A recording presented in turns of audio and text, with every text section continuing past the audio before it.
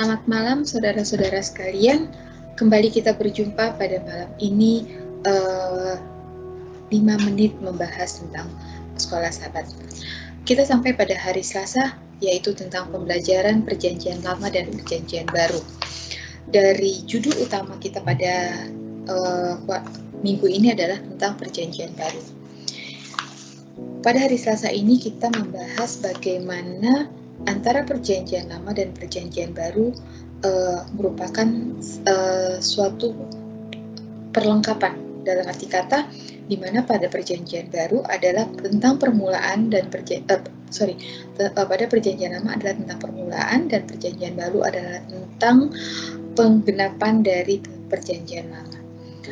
Pada ayat inti hari ini terdapat dalam Yesaya 56 ayat 6 dan 7 dikatakan, dan orang-orang asing yang menggabungkan diri kepada Tuhan untuk melayani Dia, untuk mengasihi nama Tuhan, dan untuk menjadi hamba-hambanya, semuanya yang memelihara hari Sabat dan tidak menajiskannya, dan yang berpegang teguh kepada perjanjianku, mereka akan kubawa ke gunung-gunungku yang kudus, dan akan kuberi kesukaan di rumah doaku.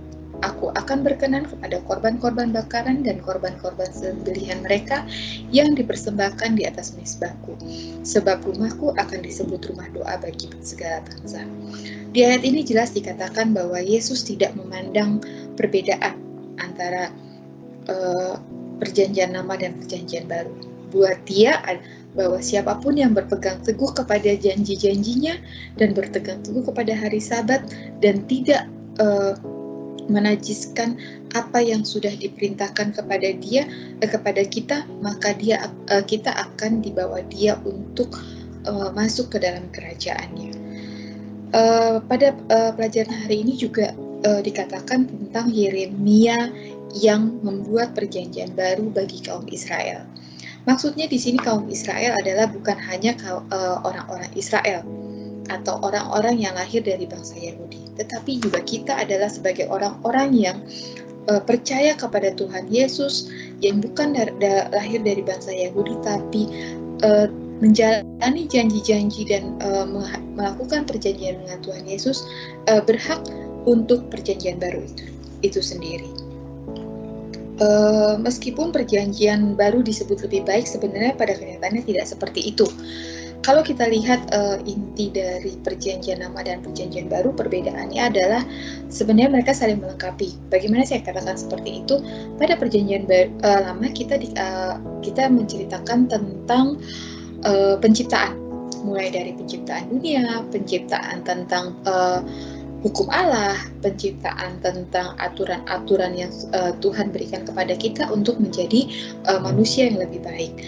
Nah, kenapa Perjanjian Baru dikatakan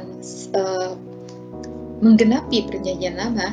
Karena pada Perjanjian Baru kita diajarkan tentang bagaimana kita menjalankan aturan-aturan yang sudah Tuhan berikan pada kita. Bagaimana tentang penciptaan? Di Perjanjian Baru untuk Perjanjian Baru kita diajarkan untuk hal baik untuk menggenapi dunia yang sudah Tuhan ciptakan kepada kita.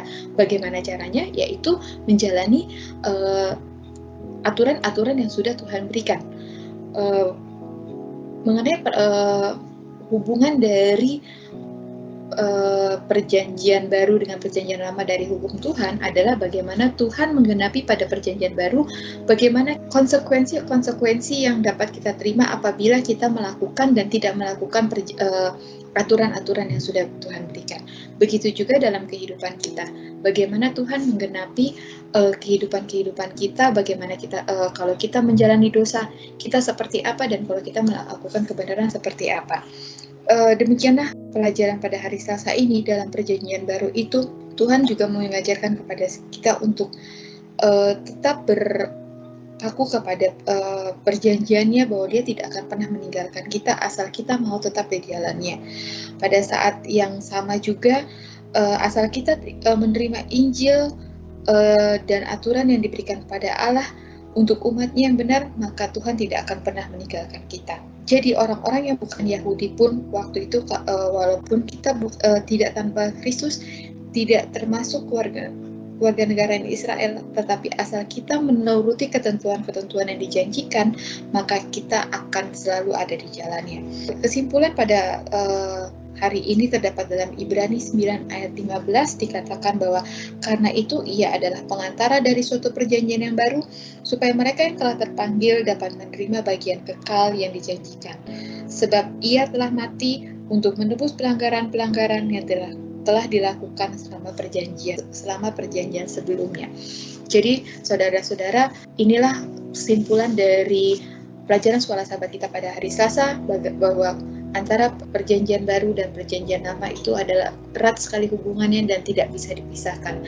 Apa yang sudah dituliskan Tuhan Yesus pada perjanjian lama, maka perjanjian baru akan menggenapinya untuk menjadi jalan keselamatan kita menuju surga. Demikianlah sekolah sahabat 5 menit kita pada hari ini. Terima kasih atas waktunya. Biarlah Tuhan memberkati kita semua melalui firman yang kita dengarkan. Tuhan Yesus memberkati. Selamat malam. Terima kasih.